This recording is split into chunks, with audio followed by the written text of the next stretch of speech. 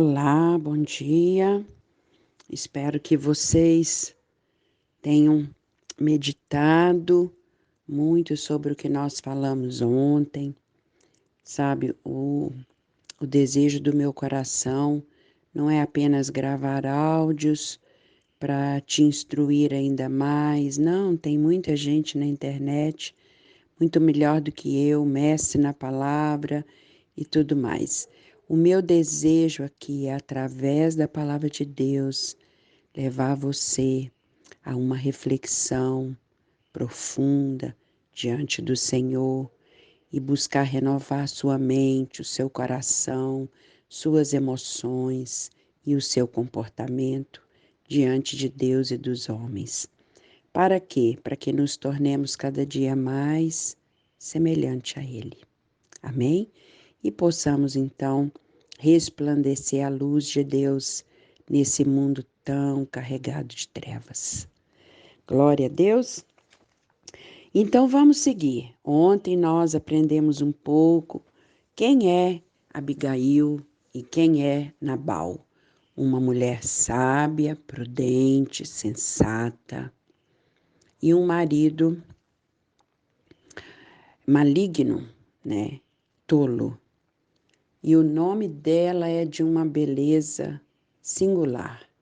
Ela é a alegria do pai e o pai é a sua alegria.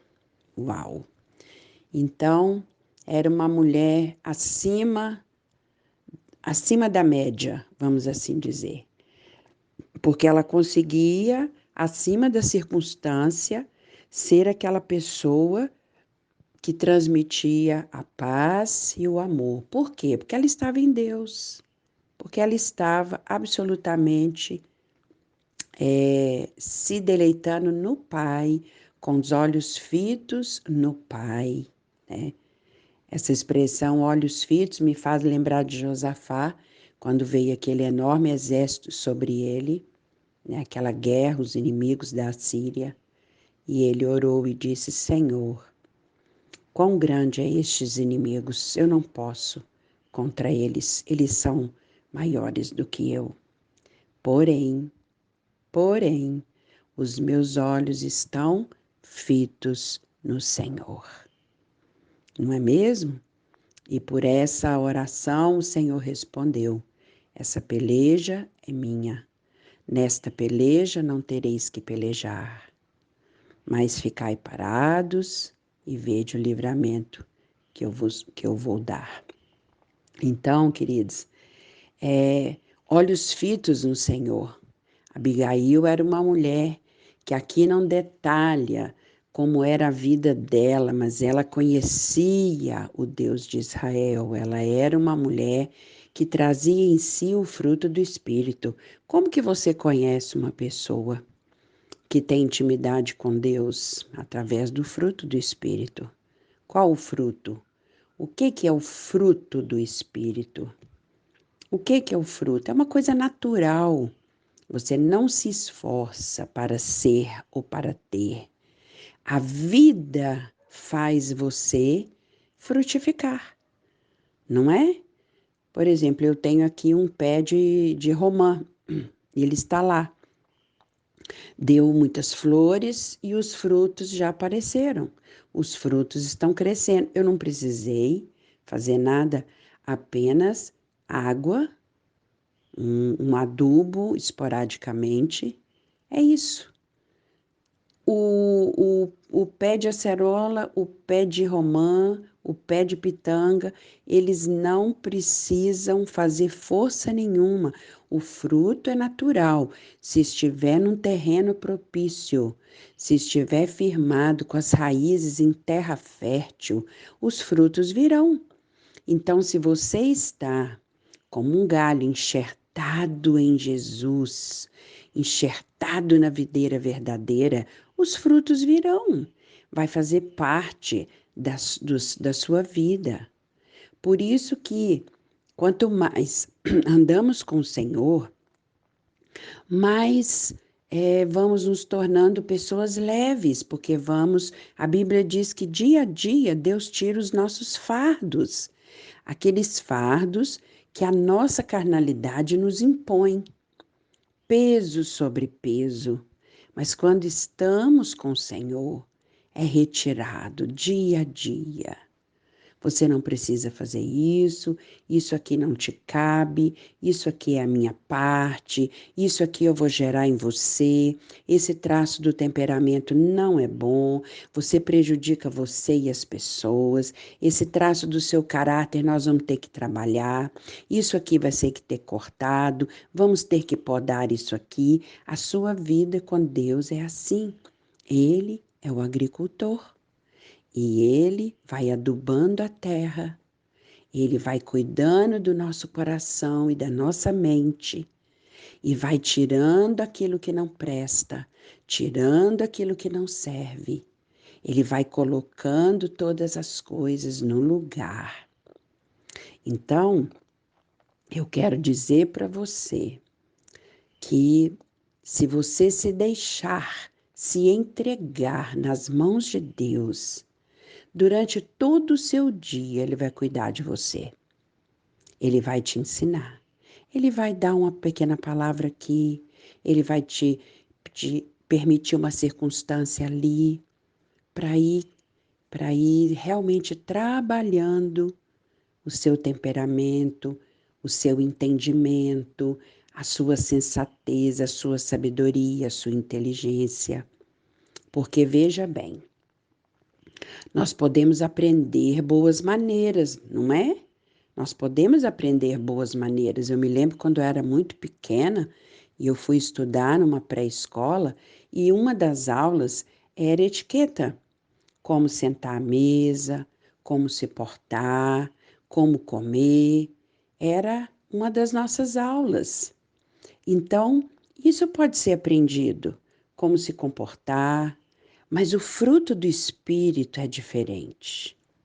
É fruto, vem de dentro para fora, não é de fora para dentro, é de dentro para fora. O Senhor gera em nós uma nova mentalidade de se comportar diante do mundo, diante das pessoas, diante das coisas. E diante de cada circunstância, Ele tem uma instrução. Diante de cada situação, Ele tem para nós um ensino. Você tem que estar assim, coração ensinável diante de tudo que o Senhor colocar no nosso caminho. Fala conosco. Qualquer situação é para nos ensinar. Amém? Então, não espere aprender somente aquilo que te ensinaram aqui. O Senhor tem lições maravilhosas para você. Uma das coisas que eu falo sempre que trabalha a nossa mente, a nossa inteligência, né? A nossa sabedoria, o nosso entendimento, que está lá em Isaías 11, né? O Espírito do Senhor. Então, ali, Ele está sobre nós, nos dando conselho, fortalecendo, nos dando entendimento, conhecimento, inteligência, não é? Isso tudo, o temor do Senhor é o princípio de todo esse fruto do Espírito, sabe? Então eu quero muito que você entenda isso. Abigail, ela tinha isso, ela tinha uma vida em Deus. Ela tinha uma vida em Deus. Por isso que me preocupa tanto pessoas que querem apenas passar nessa terra aprendendo com os outros, não é? Nós não aprendemos somente com os outros, nós não aprendemos somente observando os outros. Não, querida, a vida com Deus não é assim. A vida com Deus é um aprendizado primeiro com Ele. Com Ele. Primeiro, a vida é gerada nele, Ele nos provê de tudo que nós precisamos, Ele nos instrui, nos ensina e vai colocando pessoas ao nosso redor para ir testando essa nossa aprendizagem. Nós estamos na escola do Espírito Santo, não na escola dos homens. Porque se fosse na escola dos homens, Abigail estava perdida, coitada, não é? Com o marido tolo do lado dela. Imagina, ela provavelmente, se vivesse nesse parâmetro de aprender somente com as pessoas ao seu redor, ela iria realmente ter problemas, iria ser tentada a se parecer com o marido. Mas ainda bem que a fonte da nossa vida é Jesus. E uma coisa que eu sempre digo, sabe? Muitas coisas na vida a gente escolhe, não é? E outras não escolhe. Por exemplo, você não escolhe quem é seu pai, sua mãe, você não escolhe seus irmãos, você não escolhe seus filhos, você não escolhe muitas coisas aí, mas marido a gente escolhe. Marido a gente escolhe. Então, você que está me ouvindo, que ainda não se casou, eu quero te dizer, você precisa ficar muito atenta. Você precisa observar e você precisa perguntar para o Senhor se tudo aquilo de destino e propósito que Ele tem para a sua vida condiz com aquela pessoa que você está querendo constituir uma família ao lado dela.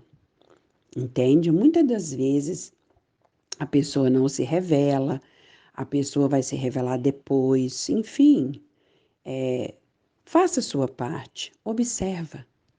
Porque depois que você casou, você tem uma missão. O seu casamento faz parte de uma grande missão. O casamento é a arma mais poderosa que Deus tem para trabalhar em nós, né? Lutero, ele era um homem, né, que se casou e ele falou, antes ele conheceu vários lugares onde ficavam aqueles mostérios, né, aqueles lugares de reclusão, e ele passou por vários lugares assim, e ele fala que 1 ano de casamento deu a ele muito mais maturidade do que 10 anos naquele lugar. Deu a ele muito mais santidade e obediência a Deus do que 10 anos no monastério. Então, você veja bem que a vida conjugal, ela é para nós uma ferramenta de Deus para nos tornar pessoas melhores, para nos tornar pessoas realmente forjadas, disciplinadas, cheias de fé, porque o casamento, constituir uma família não é brincadeira, não é para qualquer um, não é? É para os fortes, para os corajosos, para homens e mulheres fortes e corajosos. Então, e depois que casamos e a gente vê que deu algo errado, Abigail, a Bíblia não conta que ela saiu correndo querendo se separar. Abigail, ela teve uma outra postura que nós vamos ver mais à frente. É claro que existem situações com exceções, né? Que realmente são casos graves em que Deus, por causa da dureza do coração, ele permite o divórcio. Porque essa dureza de coração pode trazer uma coisa muito mais grave, né? Pode ocasionar um fato gravíssimo, culminar numa tragédia. Então, existem sim situações, mas, queridos, hoje em dia, muitos querem desistir do casamento porque simplesmente não concordam com qual suco vão tomar, não concordam com qual filme vão ver, não concordam porque um pendura a toalha molhada e o outro joga pela cama. Então, sabe, é de uma imaturidade, porque o Senhor usa o casamento para forjar homens e mulheres a serem maduros e preparados para preparar a próxima geração. Já é tão difícil preparar a próxima geração com maturidade, imagine sem É impossível, não é? Então, o casamento, ele não é apenas para satisfazer sua alegria, os seus desejos, as suas vontades. Não, querido, o casamento existe para também unir você a outra pessoa para juntos trabalhar em prol dos desígnios de Deus, dos propósitos de Deus nessa terra. Então, partindo desse ponto de vista, você tem que entender que o seu marido é seu parceiro, antes de ser seu amor, antes de ser seu amigo, ele é seu parceiro no empreendimento divino. O Senhor vai ajuntar pessoas que serão uma só carne para propósitos eternos. Não é apenas um tempo aqui casado, ele cuidando de você, você cuidando dele. Enfim, não é apenas isso, não é? Propósitos divinos. Então, Abigail era uma mulher que certamente já tinha percebido que eles tinham maneiras muito diferentes de ver a vida, de pensar sobre a vida. É uma mulher sensata, não tomava decisão nenhuma sem ter uma convicção daquilo que Deus queria. Então vamos ver aqui o que aconteceu nessa sequência do trabalho que o Senhor quer nos ensinar aqui sobre Abigail e Nabal. Então diz assim, verso 4 de 1 Samuel 25. Ouvindo Davi no deserto que Nabal tosquiava suas ovelhas, enviou 10 moços e lhes disse: Subi ao Carmelo e ide a Nabal, perguntar-lhe meu nome como está. Direis àquele próspero: paz seja contigo, e tenha paz a tua casa, e tudo que possuis tem paz. Tenho ouvido que tens tosqueadores. Os teus pastores estiveram conosco, e nenhum agravo lhes fizemos, e de nenhuma outra coisa sentiram falta todos os dias que estiveram no Carmelo. Pergunta aos teus moços, e eles te dirão. Achem mercê, pois, os meus moços na tua presença, porque viemos em boa hora. Dá, pois, a teus servos e a Davi, teu filho, qualquer coisa que tiveres à mão. Então, é uma coisa bem interessante. Davi ainda não era rei. Esse tempo aqui, Davi estava fugindo de Saul. Se você se lembrar bem, um capítulo anterior, no 1 Samuel 24, Davi entra na caverna e se depara com Saul de costas ali.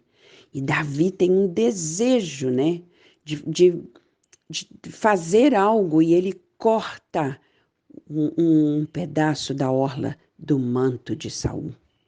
E ele se arrepende imediatamente, porque ele entendeu que fazer justiça com as suas próprias mãos é uma coisa muito ruim, é uma coisa muito destruidora. Então ele saiu dali envergonhado daquilo que ele sentiu o desejo de fazer e arrependido. Ele deixou bem claro no capítulo 24 que ele é um homem que confiava que Deus lhe faria justiça. Não é isso? Só que no capítulo 25 está outra cena, mas que vai tratar também de um problema muito semelhante, não é?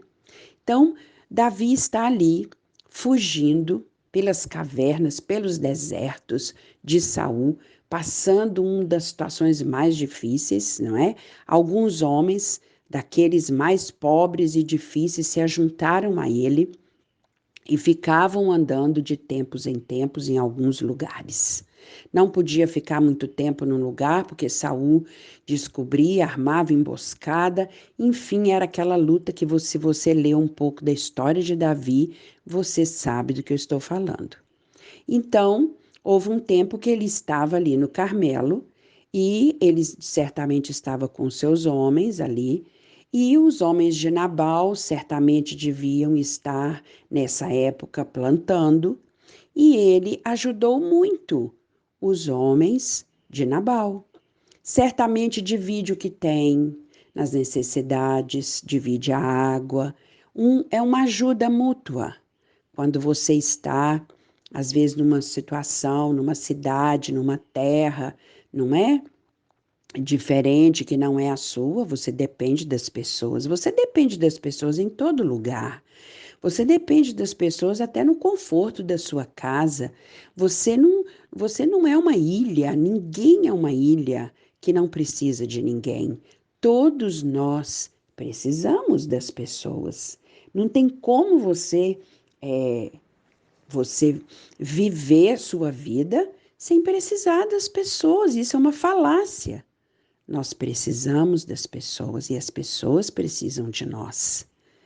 Ninguém pode ser uma ilha. É orgulho você dizer: não preciso de ninguém, tenho meu dinheiro, não devo nada a ninguém, tenho a minha casa, tenho meu trabalho, eu não preciso de ninguém. Precisa. Haverá um momento que você precisará de uma oração. Haverá um momento que talvez você vai precisar de um favor. Haverá um momento que você vai precisar de uma palavra. E muitas pessoas, há momentos em que precisam de recursos uns dos outros. Então, aqui, Davi estava aplicando uma lei muito simples, que é a lei da reciprocidade. Eu estou fazendo por você, não para esperar em troca. Eu estou fazendo porque estou vendo a sua necessidade. Mas, se um dia eu precisar, nós estaremos certos que vocês não faltarão conosco. Era essa a lei da reciprocidade que Davi estava aplicando. Ajudou, não é? Ajudar quem te ajudou. Ajudar quem te ajudou. E aqui eu quero fazer um parêntese para você. Você e eu, nós precisamos ajudar quem nos ajudou. Nós precisamos. A ingratidão é uma coisa muito ruim, porque geralmente a pessoa que é ingrata, ela não sabe que é, porque ela lembra muito do que não fizeram por ela, mas ela não faz o que lhe cabe fazer. Às vezes ela exige e espera muito dos outros, mas aquilo que ela deveria fazer, reconhecer o que o outro fez, a pessoa ingrata tem muita dificuldade. A pessoa ingrata tem muita dificuldade em reconhecer o que fizeram por ela. E eu vou te dizer uma coisa, quando você vai pedir algo a uma pessoa, ou por alguma razão lembrar a ela o que você fez, lembre-se que para o mesquinho e para o tolo, o pedido de ajuda é uma ofensa. Para o mesquinho e tolo, o pedido de ajuda é uma ofensa. Sabe?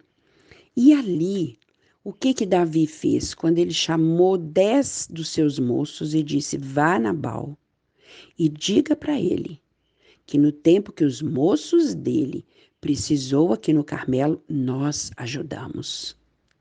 Nós não deixamos faltar nada para eles.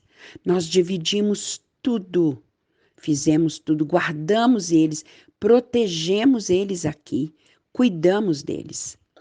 E agora que ele está tosquiando as ovelhas. Tosquiando significa tirar a lã para vender, é uma colheita, vamos assim dizer, a colheita da lã das ovelhas. Então tem festa, tem celebrações, tem comida, tem banquete de alegria, porque é como se fosse uma festa da colheita. Então era uma hora propícia que Davi estava mandando. Na verdade, o que Davi estava pedindo para os moços irem? Vai lá. e ver se ele tem algum tipo de comida para nós. Era isso que Davi estava pedindo. Era isso. Era isso que Davi estava pedindo. Que ele reparta um pouco conosco. Nós estamos aqui. Nós estamos aqui. Então, querido, quando Nabal estava lá tosqueando as suas ovelhas, não é? Nós vamos ver mais para frente que ele se sentiu muito ofendido com um pedido. E olha, uma coisa que me chama a atenção é que Davi chama Nabal de pai. Então você envia ajuda através desses moços por causa de Davi, seu filho. Ele chama praticamente Nabal de pai. E eu quero chamar a sua atenção. Davi estava honrando quem não devia. Davi estava honrando quem não devia. Cuidado com as suas más escolhas. Cuidado. Não escolha terra errada para você semear o seu melhor. Não escolha terra errada para semear o seu melhor. Davi era um homem tinha muitos defeitos, mas ele era de uma generosidade ímpar, de uma retidão na sua conduta muito tremenda. Então, ele estava aqui aplicando a lei da reciprocidade, né? Justo. Ele necessitava naquele momento. Alguém que ele já tinha abençoado tanto. Então, ele foi honrando a pessoa, honrando, não é? Ele mandou os homens e instruiu aqueles moços como deveria chegar, como deveria falar, com honra, lembrando que fizeram. Ainda disse, pergunta aos seus moços, eles lhe contarão tudo o que fizemos por eles. Ele nem se deu o trabalho de falar tudo o que fez. Ele disse, pergunta para eles, porque eles vão te contar. Ou seja, ele não havia feito pouca coisa, não. Ele havia feito muita coisa por aqueles moços. Eu quero te fazer uma pergunta nesta manhã. Você já fez algo por alguém? Você já fez algo que talvez te custou para alguém? Porque eu penso que para Davi custou. Estava ali naquele lugar, com todas as necessidades, um lugar, né, que talvez não era tudo tão fácil. Ele estava fugindo como fugitivo. Então, se ele fosse pensar bem, ele iria falar, não, eu tenho que guardar para mim. Eu não sei se amanhã vou ter que passar 1 mês, 2 dentro de uma caverna. Então, eu vou esconder essa comida, eu vou esconder essa água, eu vou esconder essas vestes, eu vou esconder essa lã. Mas ele não fez isso. Ele não fez isso. Ele simplesmente dividiu. Ele dividiu tudo aquilo que ele tinha. E eu quero perguntar para você, querida. Quero perguntar para você que está me escutando, sabe? Observa bem, observa muito bem o que você tem feito para as outras pessoas e se você esperou algo em troca e elas te decepcionaram. Elas te decepcionaram, aquela pessoa que você ajudou tanto e depois falou de você pelas costas. Aquela pessoa que dividiu, você dividiu. Você dividiu o que tinha e ela não valorizou. Ela debochou. Ela debochou do que você ajudou, do que você deu, do que você doou. Que tipo de experiência você já teve com a ingratidão? Que tipo de experiência? Eu tenho muitas experiências. Tenho muitas experiências com ingratidão. Eu acredito mesmo, querida, que todos nós temos muitas experiências com a ingratidão, porque Deus quer nos ensinar algumas coisas, sabe? Primeira coisa é como nós vamos reagir a isso. É o que ele está aguarda diante de uma cena de ingratidão. Não é que ele prepara ingratidão para nós, não. Não, queridos, Deus não fica preparando armadilhas para vir nosso coração, não. Mas as coisas acontecem e ele observa, não é? Ele observa como acontece e o que acontece. Então, ingratidão é uma coisa muito muito comum, principalmente nos dias de hoje, em que a pessoa ela está tão acostumada com a sua a individualidade, o cuidado consigo mesma, a autossuficiência, eu me basto, eu não preciso de ninguém, eu não vou pedir nada a ninguém para ninguém me pedir também. Então, que essa pessoa fique bem longe, não é? E, e olha, não é isto que Jesus nos ensinou, não é mesmo? Quando Jesus enviou os 12, ele disse assim: nada levai consigo, senão um alforje, nada, nada, nada, nada, nada levai consigo. Quando entrares numa cidade, entrai, se encontrares ali uma casa que te receber e te prover, mas se não encontrar, sacode o pó dos teus pés e sai. Não é assim? Ele já contava que ia ter muitos lugares, que as casas não iam abrir, os corações não iam abrir, ninguém ia se importar com as necessidades daqueles enviados de Deus. Eu quero te fazer uma pergunta nesta manhã. Essa pergunta é uma pergunta que Deus me faz primeiro. Existe alguém que você, por alguma razão, você foi ingrato? A pessoa ela te fez algo. Pode ser muito, pode ser pouco, eu não sei, mas ela te fez algo no momento que você necessitou. Talvez aquele pouco que a pessoa fez por você naquele momento foi muito importante, foi crucial, foi fundamental. Aquele pouco significou muito. E então, você tem gratidão? Você tem gratidão por isso? Você agradeceu? Você retribuiu? Existe alguma forma de retribuir? Não é? A gente precisa aprender a retribuir. A gente precisa aprender a retribuir. Sabe?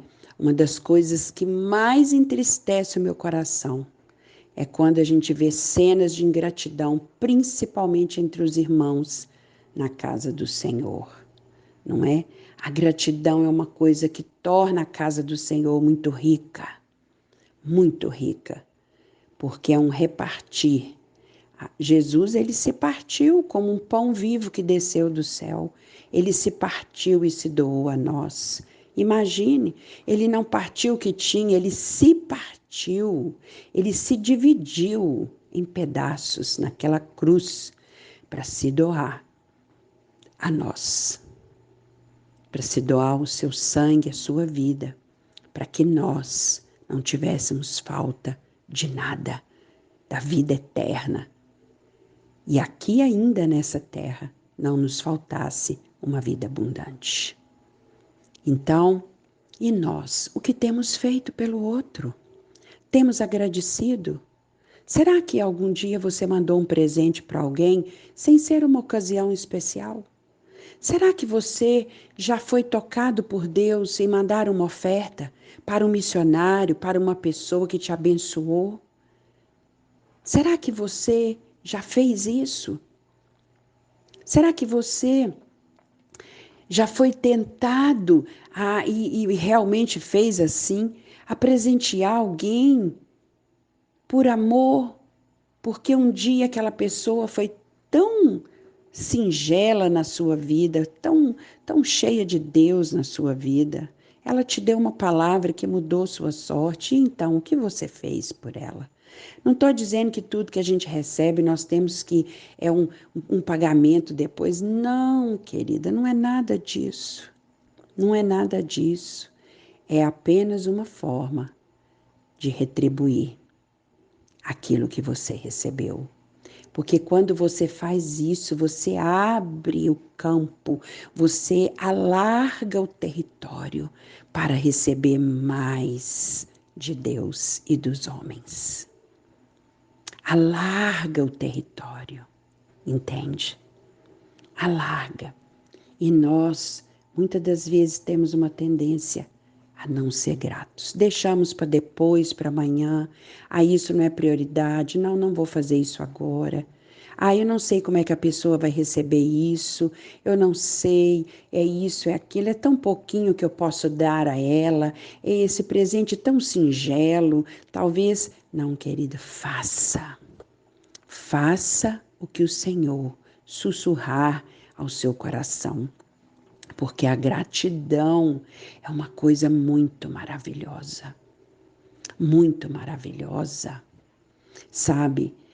Porque a gratidão anda junto com júbilo, com palavras de louvor a Deus, de ações de graças, sabe? A nossa vida tem que ser cheia de ações de graças. O que é ações de graças?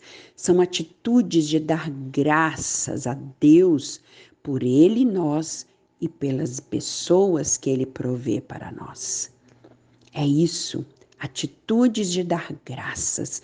Quando você envia um presente, uma palavra, um telefonema, uma oferta, alguma coisa que você faz para alguém, você manda uma provisão, sabe? Você manda alguma coisa numa família necessitada, mas você não é só uma questão de dar a quem necessita, quem tem fome, quem tem sede, não é? Não, queridos, não é só isso.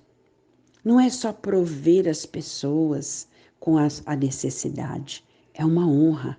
Está acima da necessidade. Gratidão é isso. Gratidão, mesmo que ninguém te fez nada.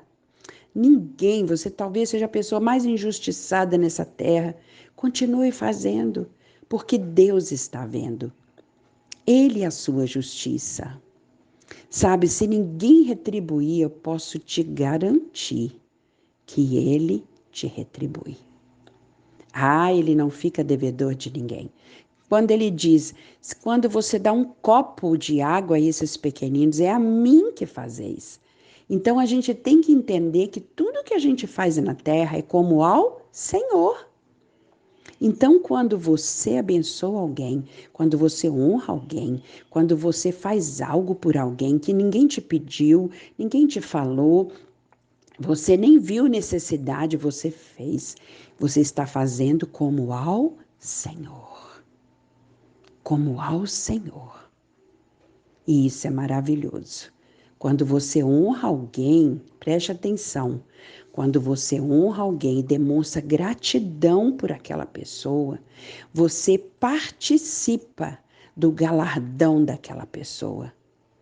Você recebe parte da unção daquela pessoa. Quem honra o profeta, recebe unção de profeta. Olha que tremendo, participa da unção do profeta. Então, isso me faz lembrar muito da Sunamita, não é? Isso me faz lembrar muito dela. Então, assim, eu quero te dizer isso, que esse dia, eu quero que você medite sobre as pessoas que você deve honrar. Pessoas que você vai demonstrar gratidão. Gratidão. Quais as pessoas que você vai realmente demonstrar gratidão? Sabe, isso é muito importante. Isso é muito importante. Eu acredito que Nabal era um homem, por ele ser tolo, duro, maligno, era uma pessoa totalmente ingrata. Ele não reconhecia absolutamente nada que faziam para ele. Nada de bom. Tudo que ele recebia era como se fosse obrigação. Ah, isso é obrigação do fulano. Ah, isso aí faz porque quer, não pedir, Não é assim? Faz porque quer, eu não pedi. Quantas pessoas você ouve falando isso? Você fez porque você quis, eu não te pedi nada. Você já ouviu pessoas dizendo isso? Será que você teve uma experiência assim, né? Eu não te pedi nada, eu não te devo nada. Você fez porque você quis. Pessoas ingratas. Ingratidão é uma coisa que Deus odeia. Porque a ingratidão, ela passa pela desonra, pela frieza, pelo não reconhecimento. Se você não sabe reconhecer, querido, um pequeno gesto de uma pessoa ao seu lado que você está vendo, como é que você vai reconhecer o grande gesto de Jesus ali na cruz que você não viu?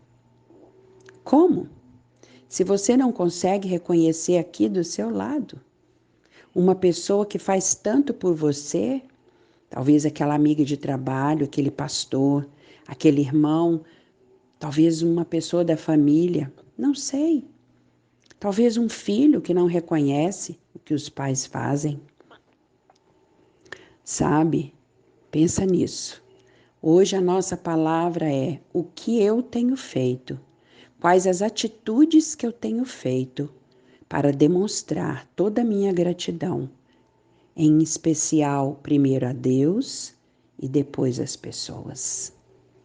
Porque se você é grato a Deus, tudo que você pode fazer por Ele é dar louvores, dar graças, adorá-lo de todo o coração e o que mais? Amar as pessoas que Ele ama. Amar o que Ele ama. Reconhecer as pessoas que Deus está nelas. E você dizer verdadeiramente ali vai um homem, uma mulher que carrega Deus dentro dele. Então, querido, Deus não precisa de nada nosso a não ser o nosso amor e a nossa adoração. Ele não precisa de nada mais. Ele quer que você seja aqui na terra, enquanto estiver aqui, um canal de vida para as outras pessoas.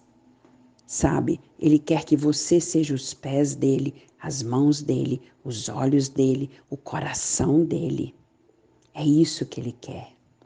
Ele quer que você reparta o que você tem, que você cubra o nu, que você mate a fome do faminto, que você honre as pessoas, que você encoraje elas.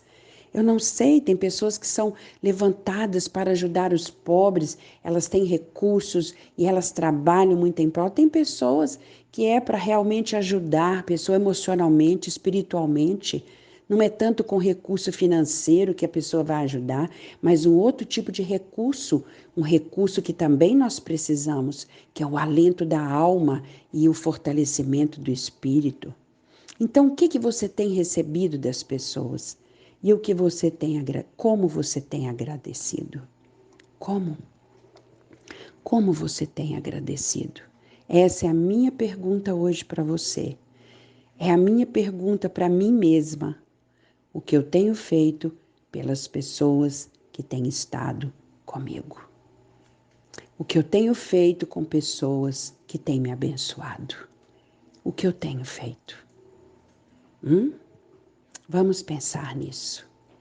Tem pessoas que não conseguem ser gratas. Vê defeito em tudo, dificuldade em tudo. Sabe, não reconhecem o valor do outro. E Deus está nos chamando para olhar as pessoas como Ele olha, para ver as pessoas como Ele vê e agir como Ele agiria aqui.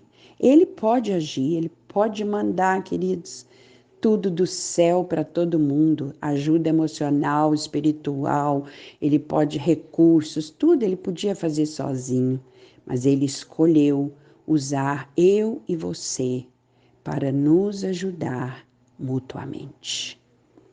Mutuamente. Então eu quero que você faça essa pergunta para Deus. Eu estou fazendo a coisa certa? O que eu estou fazendo, Senhor? Me ajude a fazer conforme eu seja uma alegria para o meu Pai. E meu Pai seja a minha alegria. Será que nós estamos agindo com os outros da maneira que alegra o coração dele? Então vamos lá, vamos parar por aqui hoje. Amanhã nós retornamos, nosso bom Deus permitindo. Mas eu quero que você verdadeiramente faça essa pergunta para você mesmo. O que eu tenho feito com as pessoas que têm passado pela minha vida, que estão distantes, mas de alguma forma me abençoam? O que eu tenho feito? Eu tenho agradecido de uma maneira prática e real, porque lembre-se que são ações de graças. Ações de graças.